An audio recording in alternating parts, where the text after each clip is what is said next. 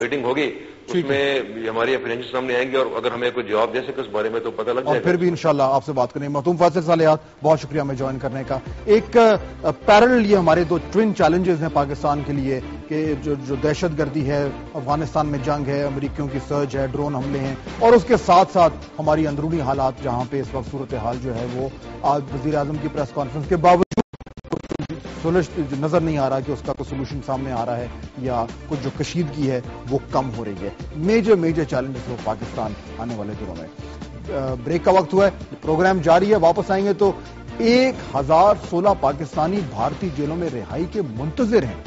ان کی داد رسی کون کرے گا، جاننے کی کوشش کریں گے اس بریک کے بعد.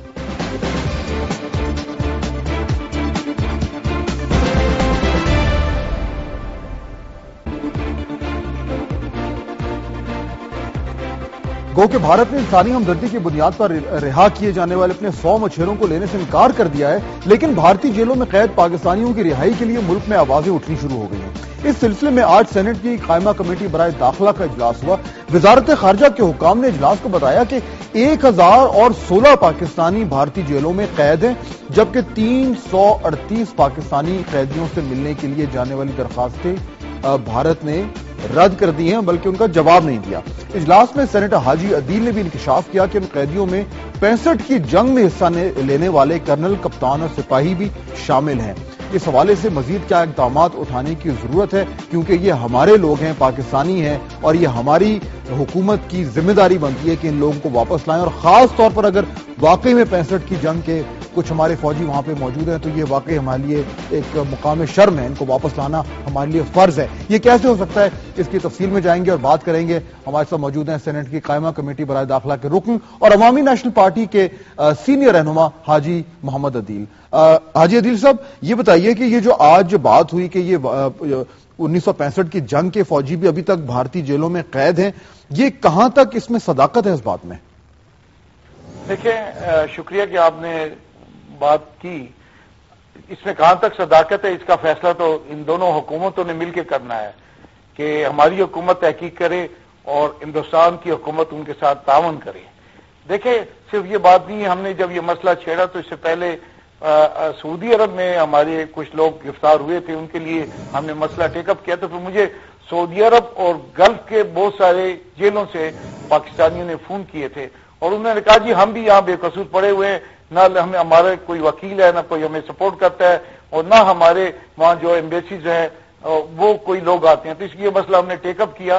وہ شکر ہے کہ وہ جو پاکستانی گرفتار ہوئے تھے، خواتین بھی تھی، وہ تو رہا ہو گئے، لیکن باقیوں کا مسئلہ ہم نے ٹیک اپ کیا. اور ہم نے سب سے پہلے فارن آفس سے پوچھا کہ بتائیں کہ دنیا بھر میں یہ پاکستانی کہاں کہاں گرفتار ہیں، کن جرموں میں ہیں، کتنی تعداد ہے. تو وہ تعداد بھی ہمیں مختلف ملتی رہی. بہرحال اس کے بعد یہ ہوا کہ ہمارے فارن آفس نے حرکت کی اور وہ مختلف ممالک کے جیلوں میں جا کے انہوں نے پاکستانیوں سے رابطے بھی کیے، ان کے متعلق معلومات بھی اکٹھے کی. اب اس وقت تک تقریباً 7,500 کے قریب پاکستانی دنیا کی مختلف جیلوں میں گرفتار ہیں. اچھا صاحب، یہ جو بھارت نے جو آج فگر دیا ہے، بھارت کی میں بات کرنا چاہوں گا، وہاں کے حوالے سے جو 1016 کا جو فگر دیا گیا ہے کہ اتنے پاکستانی وہاں پہ موجود ہیں، ان کو واپس لانے میں آپ کے خیال میں ہمارا حکومت جو ہے وہ سست ہے، ڈھیلی ہے، کام نہیں کر پا رہی؟ وجہ کیا ہے کہ ہم ان لوگوں کو واپس نہیں لا پا رہے؟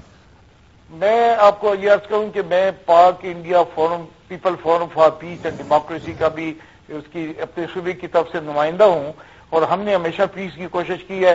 پچھلے دنوں جب بمبے کا واقعہ ہو اس کے بعد ہم ایک وفد لے کے بھی گئے تھے. اس وقت کوئی ہم سے بات بھی نہیں کرتا تھا. اب بھی پرابلم یہ ہے کہ ڈائلاگ ختم ہے، رابطے ختم کر دیے گئے. تو یہ مسئلہ تو ایسے نہیں حل ہوگا جب تک ڈائلاگ ہوں، دونوں حکومتوں اجازت دیں ان لوگوں کے کہ ان کے رشتہ دار ان عدالتوں میں ان کے وہاں گرفتار ہیں تو ان کے پاس جانے کے لیے راستے سب بند ہے. اگر کوئی ویزے کے لیے اپلائی کرتا ہے، نہ ادھر سے ویزا ملتا ہے، نہ ادھر سے ویزا ملتا ہے. ایسا لگتا ہے کہ ہم کوئی 20-25. لیکن حاجی صاحب، اس میں ایک جو بات ہے کہ جو ہمارا جو ایمبیسی ہے، جو ہائی کمیشن ہے بھارت میں، اس کا بہت اہم رول ہے. وہ رول پورا کر رہا ہے ان لوگوں سے ملاقاتیں کر کے. اس لیول پہ تو کوششیں ہونی چاہیے. میرا خیال ہے ضرور کوشش ہونی چاہیے. اور جب کہ اس قسم کی خبریں آ رہی ہیں کہ 1965 کی جنگ کے قیدی بھی اس وقت بھارت کی مختلف جیلوں میں ہیں تو اس میں انہیں حرکت کرنی چاہیے.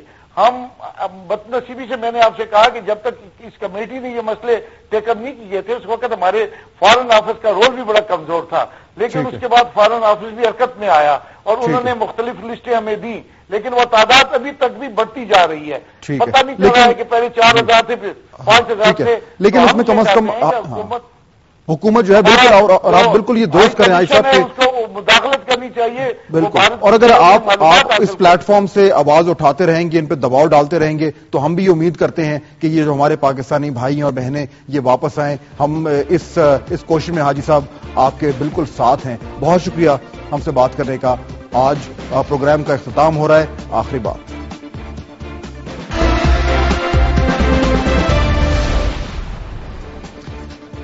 وزیر اعظم یوسف رضا گیلانی نے آج اسلام آباد میں میڈیا سے گفتگو کرتے ہوئے بہت سی باتیں کی۔ ایک بات ہماری فوزیہ وہاب کے حوالے سے بھی انہوں نے کی۔ وزیر اعظم نے کیا کہا، ذرا سنیے۔ فوزیہ وہاب کی بات میں اس لیے مان رہا ہوں کہ وہ سینٹرل آفس بیئرر ہیں پارٹی کی، تو ان کو میں نے کہا ہے کہ آپ پارٹی پالیسی جو ہے اس پہ بات کریں، اور جو گورنمنٹ پالیسیز ہیں اس پہ آپ بھلے بات نہ کریں، وہ میرا انفارمیشن منسٹر ہے، وہ کر دے گا۔ چلیں، فوزیہ وہاب کے کندھوں سے کچھ بوجھ تو کم ہوا۔ پہلے انہیں حکومت اور پارٹی دونوں کی بات کرنی پڑتی تھی، اب صرف پارٹی پالیسی پر بولیں گی، ٹی وی پہ کم نظر آئیں گی، اور ٹاک شوز میں ہمیں اس طرح کے جوشیلے گیسٹ جو ہیں وہ نئے ڈھونڈنے پڑیں گے۔ سب سے بڑا نقصان شاید ہم لوگوں کا ہے۔ آپ سے ملاقات ہوگی اگلے ہفتے۔ فہد حسین کو اجازت دیجیے، خدا حافظ۔